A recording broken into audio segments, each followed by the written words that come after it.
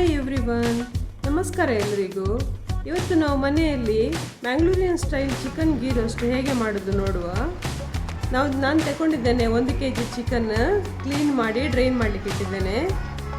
ಇದನ್ನು ಮ್ಯಾರಿನೇಟ್ ಮಾಡಲಿಕ್ಕೆ ಒಂದು ಪಾತ್ರೆಯಲ್ಲಿ 1 ಟೇಬಲ್ ಸ್ಪೂನ್ ಅಷ್ಟು ಉಪ್ಪು, ಅರ್ಧ ಟೀ ಸ್ಪೂನ್ ಟರ್ಮರಿಕ್ ಪೌಡರ್, ಅರ್ಧ ಕಪ್ ದಪ್ಪ ಮೊಸರು ಕರ್ಡ್,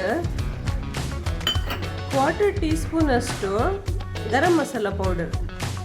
ಇದನ್ನು ಒಳ್ಳೆದು ಮಿಕ್ಸ್ ಮಾಡುವ.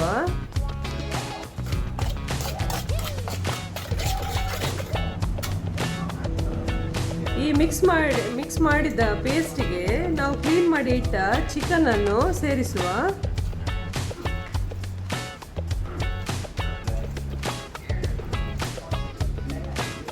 ಚಿಕನ್ ಹಾಕಿ ಇದನ್ನು ಒಳ್ಳೆ ಮಿಕ್ಸ್ ಮಾಡಿ ಈ ಥರ ಮ್ಯಾರಿನೇಟ್ ಮಾಡಿ ಇಡುವ. ಇದಕ್ಕೆ ಇನ್ನು ಮಸಾಲಕ್ಕೆ ಏನು ಇಂಗ್ರೀಡಿಯೆಂಟ್ಸ್ ಬೇಕಂತೇಳಿ ನೋಡುವ. ಕಾಶ್ಮೀರಿ ಮೆಣಸು 12, ಕೊತ್ತಂಬರಿ ಬೀಜ 1.5 table spoon, jeera 1 tea spoon, pepper 1 tea spoon, ಮೆಂತೆ ಅರ್ಧ ಟೀ ಸ್ಪೂನು, ಲವಂಗ 2,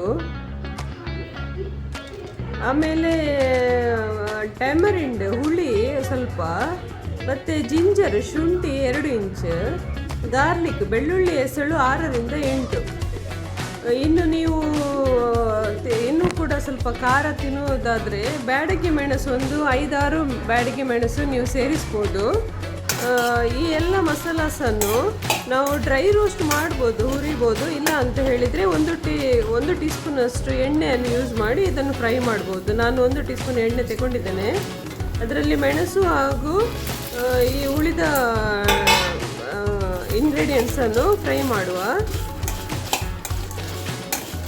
ಬೆಳ್ಳುಳ್ಳಿ ಮತ್ತು ಶುಂಠಿ ಹಾಗೂ ಟ್ಯಾಮರಿಂಡ್ ಫ್ರೈ ಮಾಡಲಿಕ್ಕಿಲ್ಲ, ಡೈರೆಕ್ಟ್ ನಾವು ಇದನ್ನು ಪೇಸ್ಟ್ ಮಾಡುವಾಗ ಹಾಕೋದು.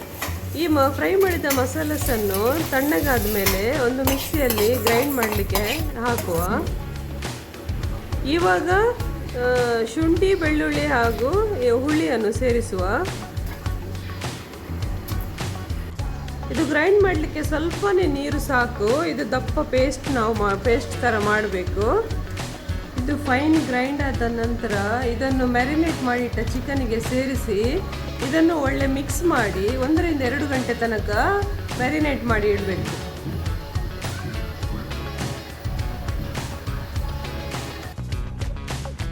ಇವಾಗ ಇದನ್ನು ಫ್ರೈ ಮಾಡಲಿಕ್ಕೆ ಇದಕ್ಕೆ ಮೀಡಿಯಂ ಸೈಜ್ 2 ಈರುಳ್ಳಿ ಬೇಕು.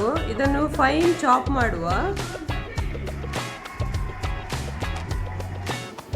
ಒಂದು ಪಾತ್ರೆಯಲ್ಲಿ 3 ಟೇಬಲ್ ಸ್ಪೂನ್ ಅಷ್ಟು ಗೀ ತಗೊಳ್ಳುವ.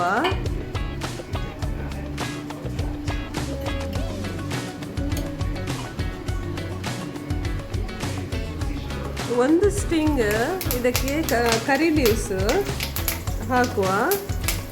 ಆಮೇಲೆ ಫೈನ್ ಚಾಪ್ ಮಾಡಿದ ಈರುಳ್ಳಿಯನ್ನು ಸೇರಿಸುವ. ಇನ್ನು ಈರುಳ್ಳಿ ಸಾಧಾರಣ ಪಿಂಕ್ ಕಲರ್ ಬರೋ ತನಕ ಇದನ್ನು ಫ್ರೈ ಮಾಡುವ.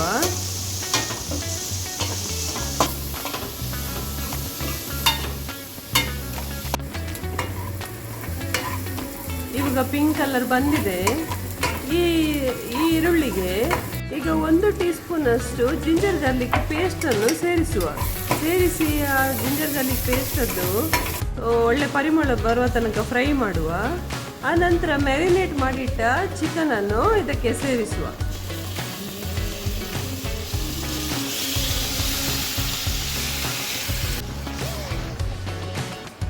ಇದನ್ನು ಒಳ್ಳೆ ಆನಿಯನ್ ನಾವು ಫ್ರೈ ಮಾಡಿದ ಆನಿಯನ್ ಒಟ್ಟಿಗೆ ಇದನ್ನು ಒಳ್ಳೆ ಮಿಕ್ಸ್ ಮಾಡುವ. ಮಿಕ್ಸ್ ಮಾಡಿ ಇದನ್ನು ಕವರ್ ಮಾಡಿ ಇಡಬೇಕು. ಈಗ ನಾವು ಅದರ ಫ್ಲೇಮ್ ಸ್ವಲ್ಪ ಹೈ ಇಡಬೇಕು. ಚಿಕನನ್ನು ಮಧ್ಯ ಟರ್ನ್ ಮಾಡ್ತಾನೆ ಇರುವ. ನೋಡಿ, ಚಿಕನ್ ಅದೇ ನೀರು ಬಿಡ್ತದೆ, ಅದೇ ನೀರಲ್ಲಿ ಅದು ಚಿಕನ್ ಬೇಯಬೇಕು, ಎಕ್ಸ್ಟ್ರಾ ನೀರು ಹಾಕಲಿಕ್ಕಿಲ್ಲ. ಅರ್ಧ ಟೀ ಸ್ಪೂನ್ ಅಷ್ಟು ಬೆಲ್ಲ ಸೇರಿಸುವ. ಹಾಗೂ ಲಿಂಬೆ ಜ್ಯೂಸ್ ರೆಡಿ ಮಾಡುವ. ಇದಕ್ಕೆ 2 ಟೇಬಲ್ ಸ್ಪೂನ್ ಲಿಂಬೆ ಜ್ಯೂಸ್ ಬೇಕು. ಅದರಲ್ಲಿದ್ದ ಬೀಜವನ್ನು ತೆಗೆಯುವ. ಈ ಲಿಂಬೆ ರಸವನ್ನು ಇದಕ್ಕೆ ಸೇರಿಸುವ.